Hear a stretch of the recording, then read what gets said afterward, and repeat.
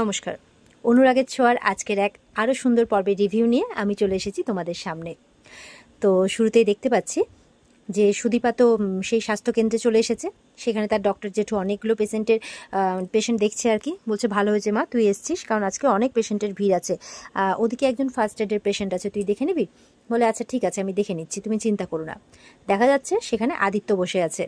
সে মাথাতে হালকা চোট পেয়েছে। এবার কেউ তো কাউকে দেখেনি, কারণ যখন আদিত্য বাঁচাতে এসেছিল তখন সুদীপা অলরেডি চলে গেছিল, তাই সুদীপা আদিত্যকে দেখেনি, আদিত্য সুদীপাকে দেখেনি।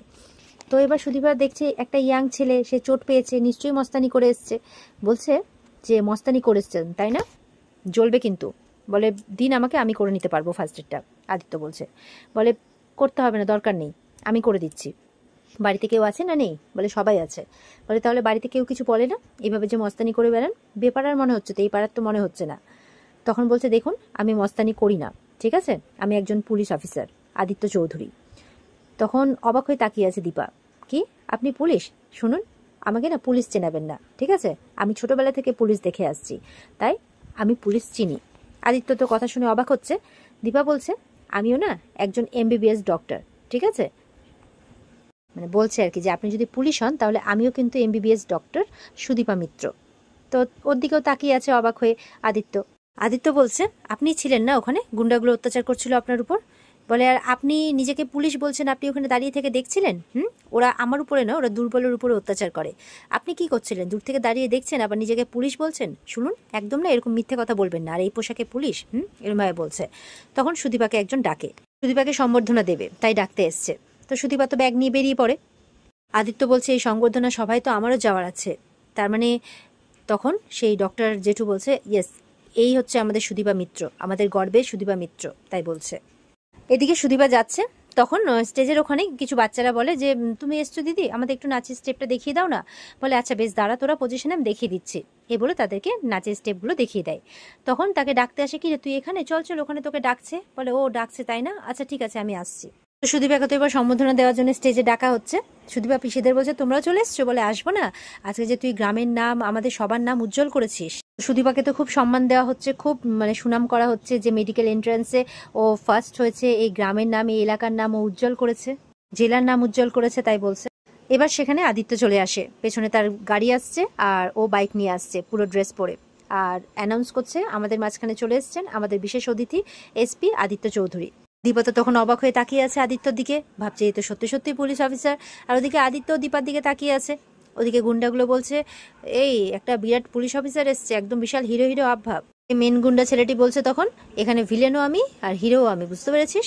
বলছে নতুন লোক এসছে, একটু আপ্যায়ন করতে হবে তো, তোদের পকেটে সব বাজি পটকা আছে তো, যা গিয়ে আপ্যায়ন কর, তাই বলছে। বলছে যে হিরো, তোমার হিরোগিরি আজকে সব শেষ, তাই বলছে।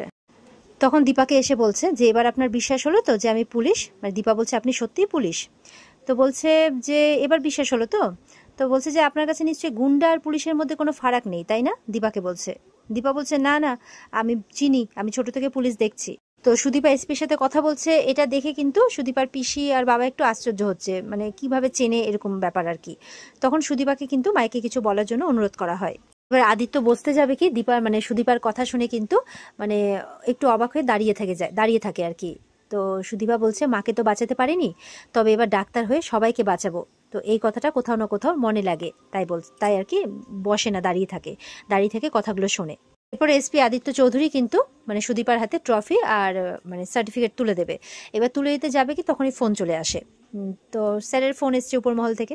এবার ওপর মহল থেকে ডাক এসছে বলে একদম কোনো রকম করে বা হাতেই ট্রফিটা আর সার্টিফিকেটটা দিয়ে চলে যাচ্ছে। দীপার তো খারাপ লাগে, বলছে এত তারা, আমার বাড়িতে বাবাকেও দেখেছি যে একদম সবসময় ছুটতে থাকে। তখন আদিত্য বলছে আমার কাছে ডিউটি ফার্স্ট। এবার সুদীপার বাবাও যাচ্ছে, তো বাবা বাবা বলে বাবাকে জড়িয়ে ধরে যে বাবা এক্ষুনি যাবে? বলে যেতে হবে মা, ডিউটি ফার্স্ট। বলছে যে আমার না খুব ভয় করছে। এবার সেই সময় কিন্তু পরমা ফোন করেছে, তাও ভিডিও কলিং। তো সেটা দেখে সুদীপা বলছে ও এবার ডিউটিতে দেরি হচ্ছে না তাই না, আমাকে পুরস্কার দেওয়ার বেলা ডিউটি ফার্স্ট। তো পরমা বলছে পাশ থেকে কে কথা বলছে? তখন আদিত্য বলছে পরমা আমি ডিউটিতে আছি, পরে কথা বলছি। এ বলে ফোনটা কেটে দিয়ে চলে যায় ওখান থেকে।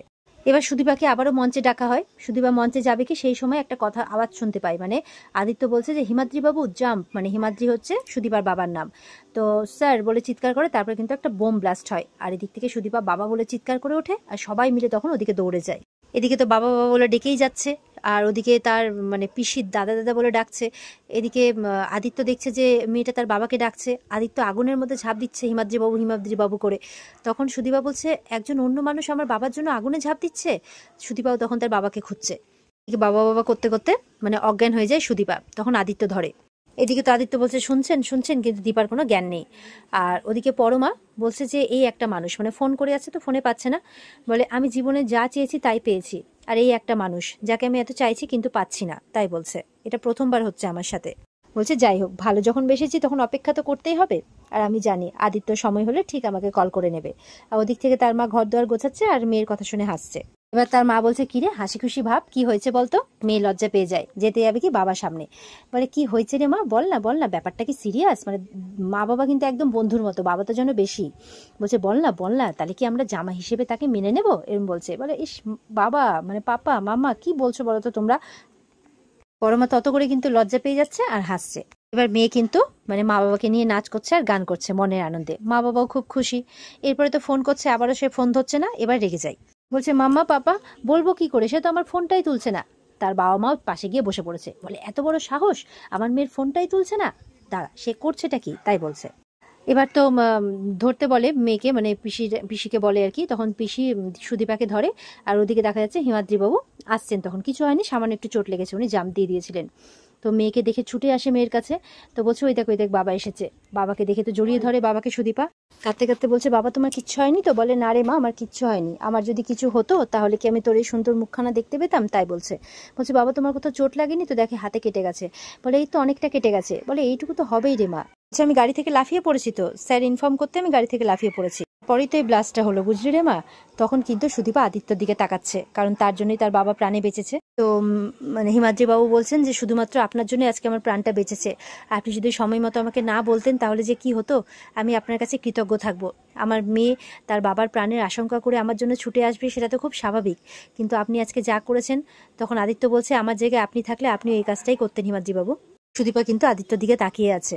আদিত্য বলছে আমাদেরকে নিজেদেরকে আরো পাওয়ারফুল হতে হবে। সুদীপা বলছে যাতে আরো কয়েকটা ব্লাস্ট হয়।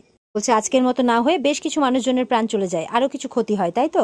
আদিত্য অবাক হয় সুদীপার কথা শুনে। পিসি সুদীপাকে চুপ করতে বলে। আদিত্য বলছে আপনি ভুল করছেন সুদীপা, এরকমটা হলে আমরা স্ট্রং হলে এরকমটা আর হবে না, তাই আমি বলছি, আর তাই আমি এখানে এসেছি। এদিকে তো পরমা রেগে বোম হয়ে গেছে যে এত কি কাজ করছে, এমন কি কাজ করছে যে ফোন করে একটু বলতে পারছে না যে ঠিক আছে আমি ব্যস্ত আছি পরে কথা বলছি। তখন ওদিকে মানে ওর বাবা মা বলছে হ্যাঁ ঠিক তো, তাই তো, একদম পারে, কথা বলতে তো পারে, ঠিক আছে, এরকম ছেলে বাদ। তো ওর মা বলছে এখন এরকম অবস্থা হলে পরে কি হবে, মানে সবাই মেয়ের সাথে মজা করছে। বলে এক্ষুনি আমি ওর জন্য পাত্র দেখবো। এই বলে লোক একদম রেডি। বলছে স্যার, মানে এক ডাকতেই চলে আসে, মানে বাবা বড় বিজনেসম্যান বলে কথা। বলছে দেখো তো পাত্র, ব্যাস সঙ্গে সঙ্গে একদম তার ক্লায়েন্ট একদম পাত্র দেখতে শুরু করে দেয়। আর পরমা আরো রেগে যাচ্ছে। পরমা কিন্তু এবার খুব বিরক্ত হচ্ছে, বাবা চুপ করবা, থামবা তুমি এসব নিয়ে। তখন তার মা বলছে এই থেমে যাও, কিন্তু মেয়ে রেগে যাচ্ছে। বলে তাই, আচ্ছা ঠিক আছে। এবারে বলছে এই তোমরা এখন যাও, এখন তোমাদের কোনো কাজ নেই। বলছে ইয়েস স্যার, এই বলে চলে যায়। যাওয়ার সময় দেখা যাচ্ছে তাদের হাত থেকে কিন্তু একটা ছেলের ছবি পড়ে থেকে যায় ওখানে।